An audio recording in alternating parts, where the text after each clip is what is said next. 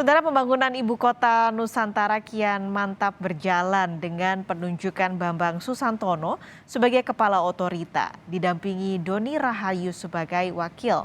Meski demikian, kritik pembangunan IKN tetap mengemuka dengan digugatnya Undang-Undang IKN ke MK karena dinilai cacat formil. Saya bersumpah. Demi Allah saya bersumpah Akan memenuhi kewajiban saya akan memenuhi kewajiban saya sebagai Kepala dan Wakil Kepala Otorita Ibu Kota Nusantara sebagai Kepala dan Wakil Kepala Otorita Nusantara. Ibu Kota Nusantara telah resmi memiliki pemimpin. Adalah Bambang Susantono yang dipilih Presiden Joko Widodo untuk menakodai pembangunan Ibu Kota Nusantara. Sementara Doni Rahayu mendampingi Bambang sebagai Wakil Kepala Otorita. Menurut Undang-Undang Ibu Kota Nusantara, Kepala Otorita IKN setingkat menteri dan diberi tugas untuk merespons pelaksanaan segala urusan pembangunan IKN. Tantangan besar telah menanti Bambang Susantono dan Doni Rahayu. Ia menyebut perlu waktu lama untuk membangun Ibu Kota Nusantara yang memiliki konsep cerdas, hijau, indah, dan berkelanjutan. Untuk membangun kota yang inklusif, kota yang hijau, kota yang cerdas, dan kota yang berkelanjutan. Jadi kata-kata ini semua tentu terangkum dalam kesatuan di mana kota tersebut dibangun untuk semua kalangan. A city for all istilahnya, karena itu sifatnya inklusif. Dan untuk membangun kota dengan baik tentu memerlukan waktu 15-20 tahun biasanya sehingga kota itu benar-benar mempunyai roh atau soul of the city, gitu ya. Dan kita membangun kota tidak hanya membangun fisiknya, tetapi terutama adalah bagaimana kerekatan sosialnya, bagaimana interaksi antar warganya, bagaimana kota tersebut benar-benar akan menjadi kota yang layak huni, humanis, dan livable. Lalu siapakah sosok pemimpin Ibu Kota Nusantara? Bambang Susantono adalah seorang profesional yang dikenal sebagai pakar perencanaan infrastruktur dan transportasi. Di tahun 2007, Bambang Susantono menjabat Deputi Menteri Koordinator Perekonomian Bidang Koordinasi Infrastruktur dan Pengembangan Wilayah. Dari tahun 2010 hingga 2014, Bambang Susantono terpilih menjadi Wakil Menteri Perhubungan. Setali tiga uang, Doni Rahayu juga dari kalangan profesional. Ia menduduki posisi Managing Director Presiden Office Sinarmas Land yang pengalaman membangun kota mandiri, perumahan, kawasan komersial, industri, dan resor wisata. Doni Rahayu merupakan anggota Badan Pembina Yayasan Institut Teknologi Sains Bandung.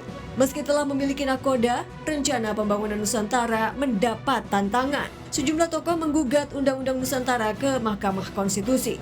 Menurut pemohon, pembentukan Undang-Undang IKN cacat formil sehingga haruslah dibatalkan. Prosedur pembuatan undang-undang itu tidak sesuai dengan Undang-Undang nomor 12 tahun 2011 tentang proses pembuatan undang-undang. Apanya yang tidak sesuai, misalnya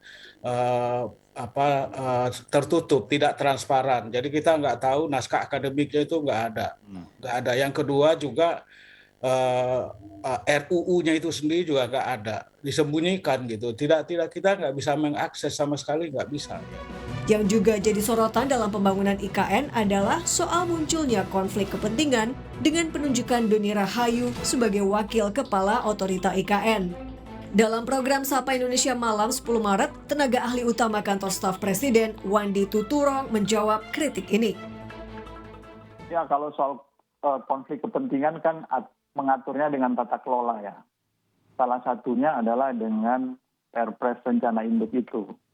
Karena yang membangun nanti harus mengikuti rencana induk, master plan, tidak bisa keluar dari situ. Tetapi kita juga harus melihat yang disebut wakil kepala otorita ini kan ada pengalaman dia dalam pengelolaan BSD ya, Bumi Serpong Damai, salah satu kota satelit yang paling sukses. Mungkin yang paling sukses. Nah, aspek itunya dulu kita lihat. Jadi kita lihat secara utuh. Meski demikian, sejauh mana efektivitas tata kelola pembangunan dapat mencegah konflik kepentingan, dipertanyakan Bivitri Susanti, pengajar hukum tata negara STH Indonesia Jentera. Sehingga pertanyaannya iya dikontrol, tapi kan kontrolnya ini nggak ada salurannya juga nih, nggak ada DPRD ya. Jadi kan kontrolnya harus dari luar ya, seperti melalui media massa seperti Kompas. Petisi penolakan tidak ditangkap ya. Demonstrasi. Pertanyaannya adalah itu akan efektif atau tidak? Karena semuanya adalah pendekatan yang sifatnya informal gitu, bukan DPRD misalnya. Namun seperti angin berlalu, pembangunan Ibu Kota Nusantara seolah tak terhalang kritik.